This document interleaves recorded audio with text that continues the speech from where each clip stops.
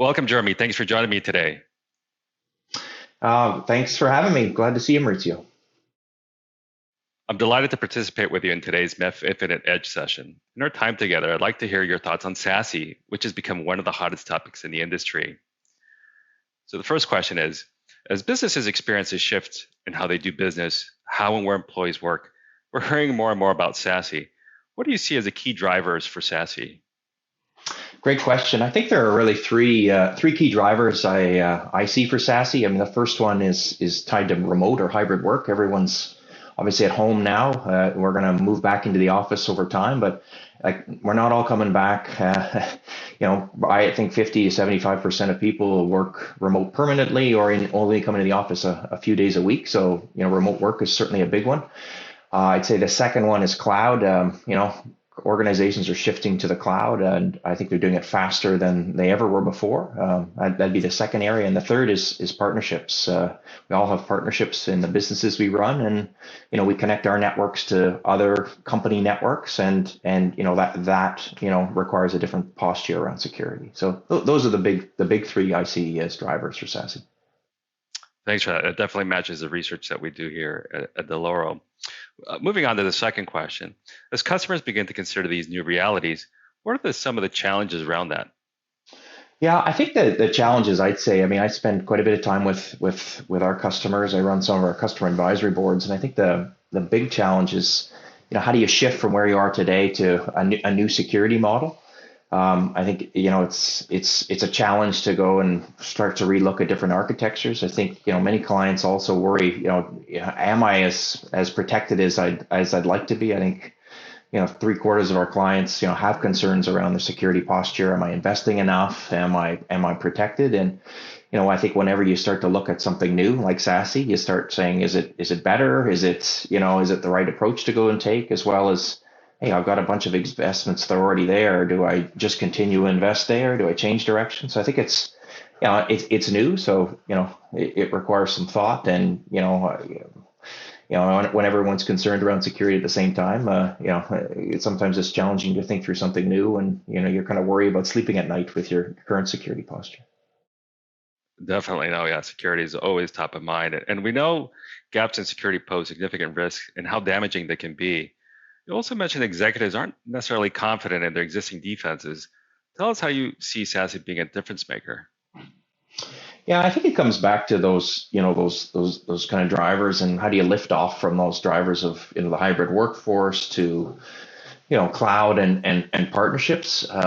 If you're in the cloud, then why isn't your security model also in the cloud, right? And I think there's a huge opportunity to create a security model and framework that's comparable to the new network architecture and the things that you put in place. And SASE is cloud-based. It requires and creates a very simple way to manage and administer. I think it also applies universally. So, in today's world, many clients, have a different security approach and posture for remote workers than they do for a branch office. Like SASE addresses that. So whether I'm, working at home, whether I'm in an office, I actually have the same security posture in a SASE environment. And if I'm on the road somewhere, again, same security posture. So, it parallels the cloud model that they're shifting to. It applies security in a more universal way, whether it's at wherever you happen to be. And then it's also got some really great,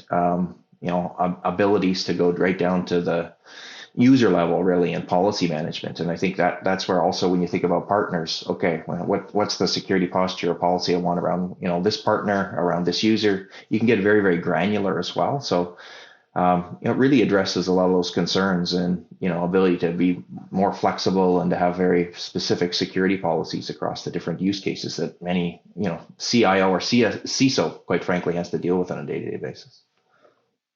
I see. Yeah, definitely sounds like greater scalability, agility in the security postures. Shifting a little bit, so you talk about the shift to cloud, and we know that that's also driving SD-WAN to be the architecture of choice more and more. What role does SASE play in securing a solution like SD-WAN? Yeah, that's a great question, because I think as clients shift to SD-WAN, they don't realize quite how parallel like SASE is to SD-WAN. Like you think about SD-WAN, it's attractive because of the flexibility. It's tied to, being able to connect and leverage, cloud architectures. And, it helps to manage the performance of the workloads, the network environment. And I think SASE is actually very, very, very, very parallel to that, right? When you think about it, security can be applied across, any user, right? And it's built in a cloud model, similar to the way SD-WAN is. And then, when you think about, the ability to manage the performance of different applications, well, SASE is able to manage the security posture, of different users and even different applications and, different locations. So like they're very, very parallel. You wouldn't want to shift to cloud without also having a cloud-based security model, which is really what SASE is. I'd say, in our case, we've actually even started to combine those. Like, our SD-WAN offer has a SASE component to it, so that, it's very complementary. You can take SD-WAN, you can take SASE with it. And, we've even gone a step further in some cases, taken, platforms like Zscaler and put them inside our network, so you can actually even improve the performance of, of the cloud and of the SASE environment at the same time. So I just see them, they go hand in hand. Like, you're going to shift more to cloud. You're going to leverage SD-WAN to do that. You want SASE, right? They go together, and they're sort of the perfect combination.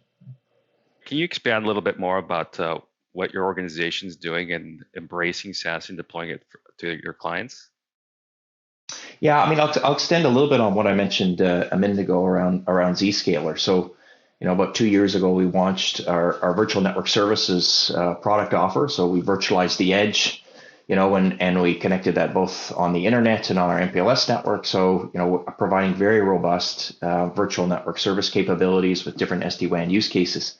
As we brought that into the market, it became very clear. Customers were asking, okay, well, how do you provide enhanced security? Can I take SD-WAN to the remote worker? Can I take it to different branch offices, to the cloud? What we very quickly realized is, and I touched before on Zscaler, we very much realized, hey, there are some great cloud, SASE platforms out there, but you really want to get those tightly coupled to the SD-WAN solution. So, we took the technology, we actually within our own network, in our own COs, brought SASE platforms, inside the MPLS network, inside our internet fabric, so that we give our customers much, much better performance around, both SASE and SD-WAN. So, as the traffic flows, to the cloud providers or to your own data center, it's going through the SASE cloud platforms right inside the network, right close by the workloads to get the best possible performance. So gives the customers all that policy management, kind of all the flexibility that we talked about earlier from a SASE perspective, but just does it faster, more cost efficiently because it's tightly coupled within the network, which, has been a differentiator for us. And I think something a lot of carriers are doing on a global basis. Thanks for that color, Jeremy. Definitely, it's not just a hypothetical, but becoming real in your organization. So a lot of change is coming, right, in terms of exciting change, and it sounds like really good change. But we know in the early onset of any of these technology inflections, standardization and standards is always a topic that comes into view for a lot of customers. I know that you're part of the MEF board, and I see that the MEF is doing a lot of important work in shaping industry standards and supporting enterprises as they embrace digital transformation. Can you address how you see MEF supporting the transition to SASE and its role in securing SD-WAN?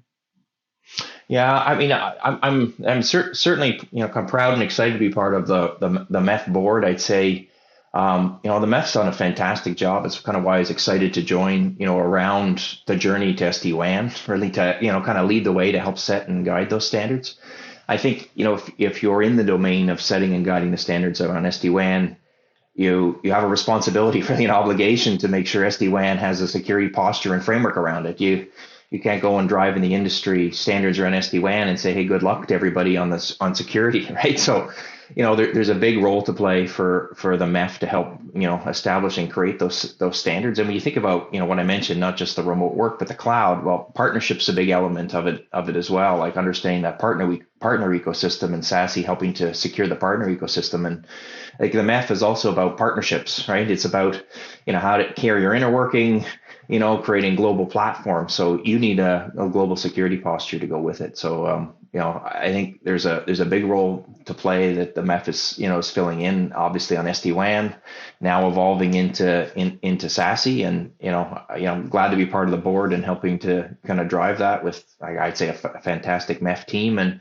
even having our Bell teams involved in that. Like, we're the only Canadian provider that's involved in those WAN, SD-WAN standards like 70.1, and we see ourselves a big part of also helping to drive those security standards going forward. They're very important to the industry. You can't have one without the other. You can't drive transformation without having the appropriate security to go with it. So it's an exciting journey. Definitely is, and I'm really glad to see that work happening and look forward to seeing its developments. Well, Jeremy, thanks for joining me today. That's all the time we had on this topic, and look forward to seeing developments on SASE in 2021. Great. Thank you very much, Mauricio. Good to see you. Thanks.